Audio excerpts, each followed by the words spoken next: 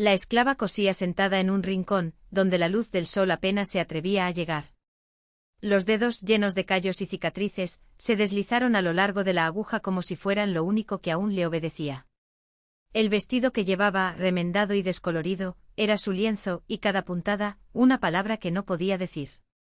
Comenzó en su cuello, donde la tela se había rasgado el día que el capataz la arrastró por el pelo.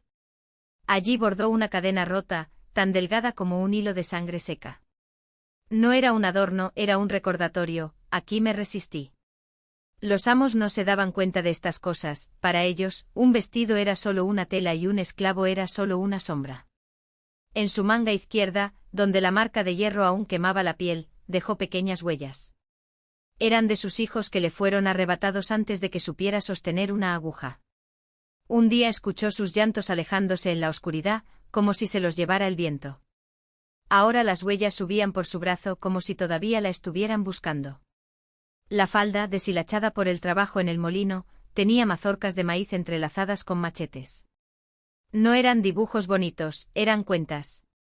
Cada espiga, un año de hambre disfrazado de cosecha abundante. Cada machete un grito ahogado en el cañaveral.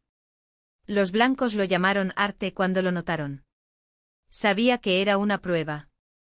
En su bolsillo, escondido entre las costuras, guardaba lo más peligroso, un mapa. No de tierras, sino de nombres. Cada pequeño punto era un alma que había conocido, las que había muerto abrazando, las que había huido, las que se había vuelto loco por estar tan silencioso. El hilo rojo que los unía era el mismo que usaban para cerrar las heridas. Ya nadie nos va a borrar, pensé, mientras la aguja perforaba la tela con silenciosa ira. Cuando la señora, por capricho, le pidió que bordara flores en su chal, la esclava obedeció. Pero entre los pétalos de seda escondía una serpiente enroscada, tan sutil que solo aquellos que conocían el veneno la reconocerían. Y en la esquina de la tela, casi imperceptible, una única puntada suelta, como si la historia aún no hubiera terminado. La noche que finalmente se escapó, dejó su vestido colgado en el tendedero. Los señores lo encontraron al día siguiente intacto, como si se hubiera deshilachado. Pero cualquiera que mirara de cerca se daría cuenta, las costuras respiraban. Y donde antes había una esclava sentada en un rincón, ahora solo había un vestido que contaba, en silencio, cómo se había liberado.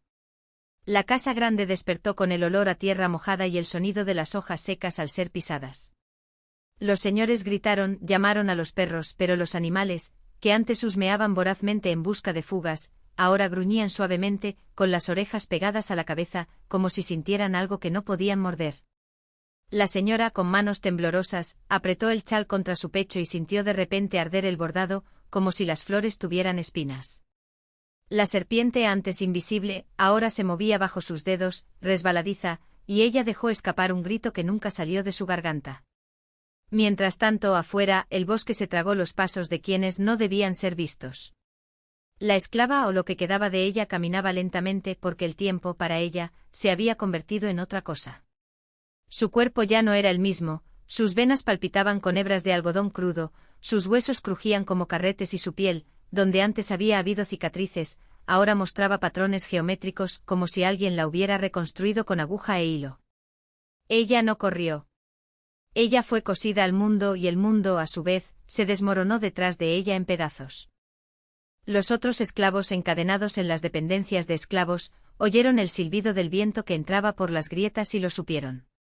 No necesitaban palabras. El mayor, que aún guardaba en su pecho el recuerdo de los dioses que vinieron en el barco, murmuró algo sobre líneas que se soltaban solas, y todos comprendieron que esa fuga no era solo suya, era un desgarro en la tela que los unía.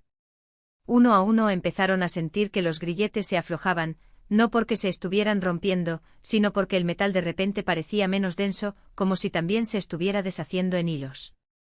A la mañana siguiente, cuando los señores regresaron exhaustos de su búsqueda, encontraron la plantación cubierta por una niebla blanca. No fue rocío. Había hilos, miles de ellos, extendidos entre las ramas de los árboles, tejiendo una red que ondeaba con el viento. Y en el centro del patio, donde la esclava cosía sus rebeliones, había ahora un telar abandonado, con un trabajo a medio terminar, un mapa bordado en punto de cruz, donde cada línea roja marcaba un camino hacia el norte. Los señores intentaron quemarlo, pero las llamas, al tocar la tela, se convertían en mariposas de papel, que volaban alrededor y alrededor, en espiral hasta que se disuelvan en el aire. Dicen que años después viajeros perdidos en los bosques encontraron vestidos colgados de ramas, intactos de la lluvia o el sol. Algunos al tocarlos sentían que las costuras se movían bajo sus dedos, como si todavía hubiera alguien dentro. Otros juraron haber visto, a la luz de la luna, una figura hecha de lino crudo bailando entre los árboles, su silueta desmoronándose y recomponiéndose a cada paso, como si, eternamente, volviera a coserse. En aquellas noches en las que la luna se extendía fina como una aguja en el cielo, las mujeres que quedaban de los barracones de esclavos se reunían en silencio en el lugar donde antes estaba el patio. Ya no había telar, ni huso, ni siquiera cenizas, solo el vacío que el mapa bordado había dejado, como una herida que nunca cicatrizó adecuadamente. Pero sabían que la costura no había terminado. Las líneas rojas, incluso invisibles, seguían extendiéndose, tejiendo rutas por donde los pies descalzos podían seguir sin dejar rastro. Una de ellas, la más joven, llamada Lucia, encontró su primer vestido colgado en un juazeiro a la orilla del río. La tela era áspera, pero las costuras brillaban como hilos plateados a la luz de la luna. Cuando lo tocó sintió los puntos apretarse contra su piel, como si 1000 dedos invisibles estuvieran ajustando el ajuste a su cuerpo. No había miedo, solo un reconocimiento silencioso. Ese vestido era suyo incluso antes de nacer. Se lo puso y las mangas, que eran demasiado largas, se acortaron hasta llegar a los tobillos. Cuando dio su primer paso, el suelo no crujió bajo sus pies. No hubo ningún sonido. No había ninguna huella. Los demás esperaron. Sabían que la danza de las figuras de lino no era una leyenda, era una invitación. Esa noche Lucia no regresó. Al día siguiente apareció otro vestido, esta vez sobre un árbol de umbu, todavía húmedo por el rocío. María das Dores, la partera, fue quien lo llevó.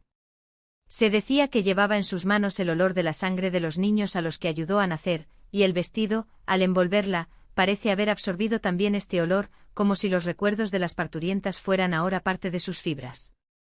Los señores, alarmados por las desapariciones, ordenaron quemar el bosque.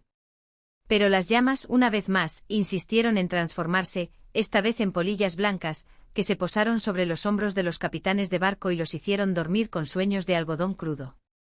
Cuando despertaron, sus ropas estaban hechas jirones, como si hubieran sido devoradas por polillas voraces. Con el tiempo los vestidos empezaron a aparecer más cerca de la casa grande. Uno en el tendedero de Missy y el otro en la cama de Missy. Este último, al tocarlo, hacía que las venas del niño se llenaran de lino, asfixiándolo por dentro. Su cuerpo fue encontrado rígido como un muñeco de trapo, con los ojos cosidos con hilo negro. Las mujeres restantes ya no necesitaron esconderse para irse. Todo lo que había que hacer era vestir lo que ofrecía el bosque. Y así uno a uno fueron despojándose del peso de su carne, convirtiéndose en tela, hilo, un punto suelto en el infinito del mapa. Dicen que en las noches con viento del norte, todavía se escucha el sonido de las agujas golpeando las ramas, como si el mundo entero fuera una gran colcha que están armando. Y quien preste atención verá entre las líneas del cielo las marcas rojas de los caminos que nunca fueron borrados.